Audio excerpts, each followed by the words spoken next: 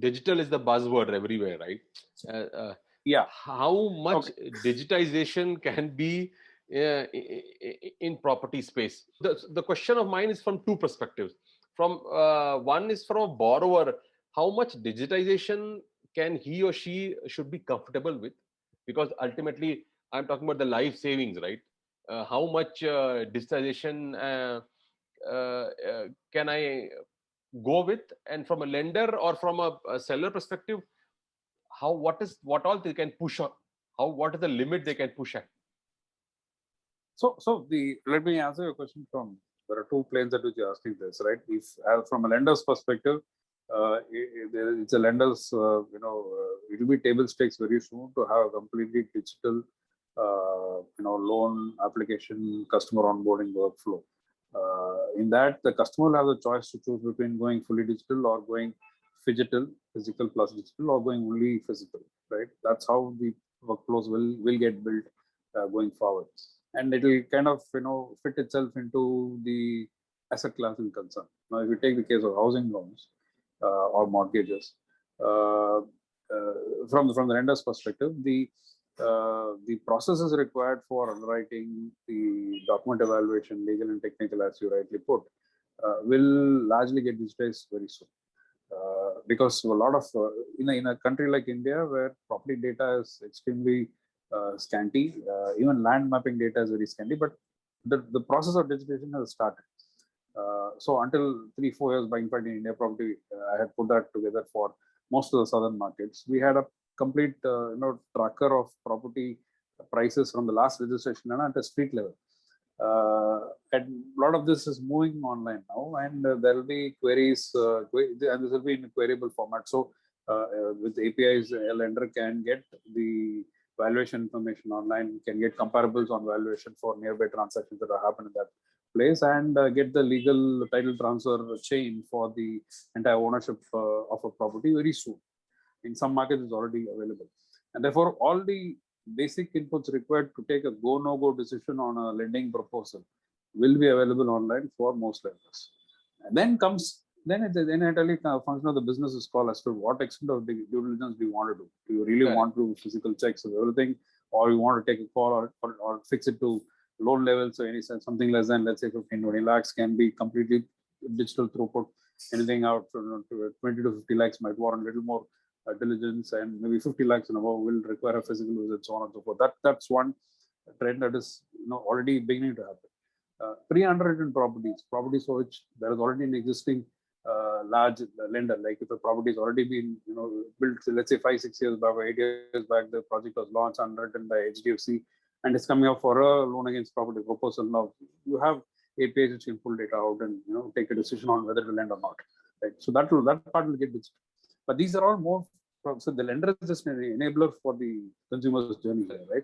So we'll have to think about this from the consumer's perspective as well.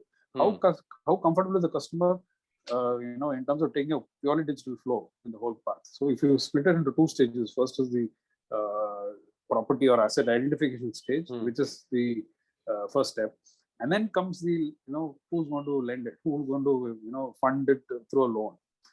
So the more important aspect of the journey is the identification of the asset, and in that there is a inevitable last mile that's required, at least as far as houses go. It's a very high involvement purchase, and it will be very optimistic and maybe even flippant to say that people will be able to look at a digital walkthrough or a flow plan and take a decision.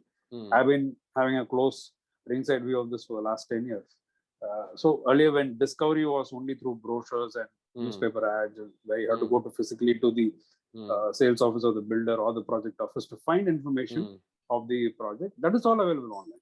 So that shift has already happened. So you can, sitting at home, evaluate amongst thousands of properties, figure out what makes sense for you, take video walkthroughs, take virtual tours, maybe customize the home, etc. All this can be done digitally, and therefore a lot of the heavy lifting that's required to identify the asset per se has become digital or will become fully digital very soon.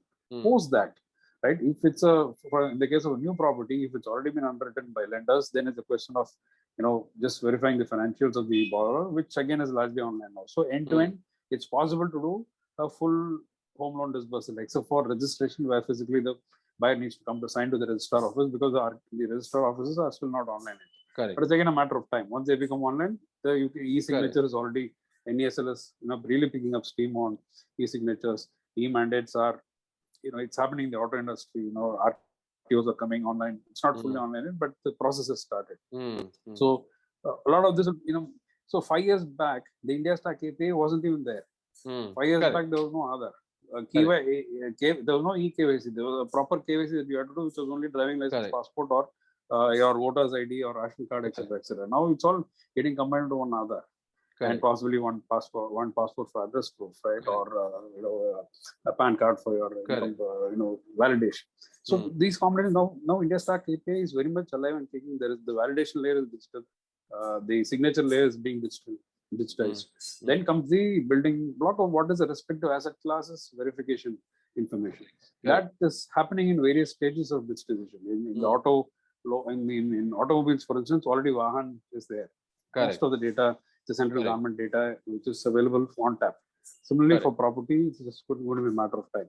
And once the India Stack API's next stage of digitization, which is building all these 4 layers as digital information for the lender to take a view on both the borrower and the asset, right?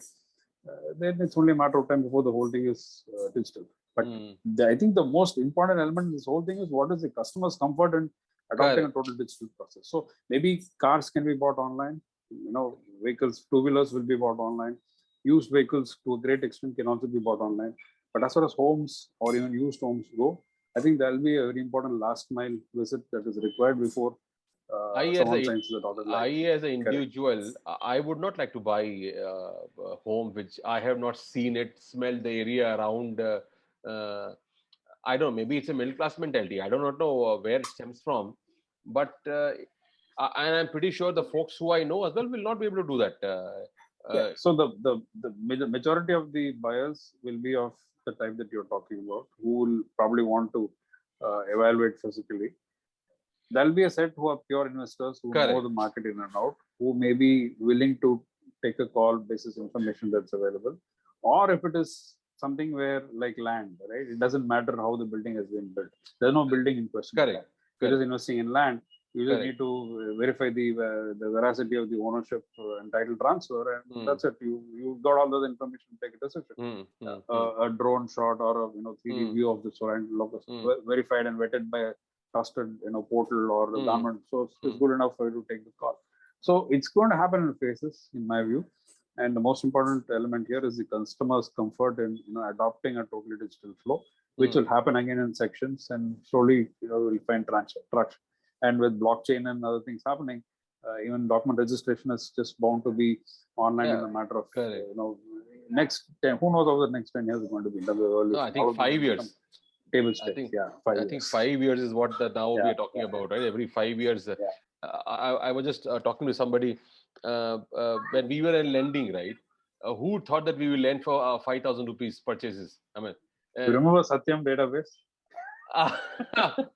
So I mean, I remember we used to pay some people which I cannot name on the record right now to get the databases, right? And it used to be available at 50 rupees, 100 rupees. But having said that, the life, one way it has become more easier, and other way it become more complex. I think that's where the skill lies, right?